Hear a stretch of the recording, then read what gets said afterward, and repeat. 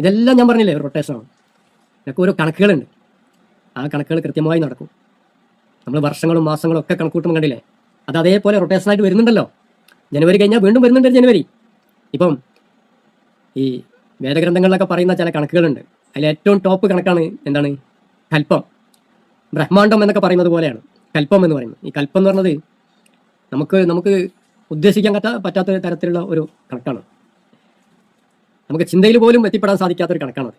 അതിന് പറയാൻ എന്താ വെച്ചാൽ 14 മനുക്കളാണ് ഈ ഒരു കൽപ്പം എന്ന് പറയുന്നത്. അതായത് അത് വേദങ്ങളിലൊക്കെ പറയുന്നത് അത് ബ്രഹ്മാവിൻ്റെ ഒരു ദിവസമാണെന്നാണ് പറയുന്നത് കേട്ടോ. ബ്രഹ്മാവിൻ്റെ ഒരു ദിവസം, അതായത് ബ്രഹ്മാവ് എന്ന് പറഞ്ഞാൽ നമുക്ക് ഇങ്ങനെ ഉദ്ദേശിച്ചാൽ മതി, നമ്മുടെ സൃഷ്ടാവ് ദൈവം റബ്ബിൻ്റെ ഒരു ദിവസം, അങ്ങനെ കൂട്ടിയാലും മതി. അപ്പം നമ്മളിപ്പോൾ പല വേദങ്ങളിൽ ഇന്നത് പറയുന്നത്, മറ്റുള്ളതിൽ വേറെ പറയുന്നത്, അതിന് എല്ലാത്തിനും സാമ്യമുണ്ട്. ഇപ്പോൾ പ്രവാചകന്മാർ തന്നെ നമുക്ക് ഓരോ മഹർഷിമാരും മറ്റൊക്കെ എഴുതി വെച്ച കാര്യങ്ങളും, അതുപോലെ നമ്മൾ ഈ 1,00,000 ചില്ലാനും പ്രവാചകന്മാർ പറയുന്നുണ്ട് ഖുർആനിൽ. നമ്മൾ കണ്ടിട്ടുണ്ടോ?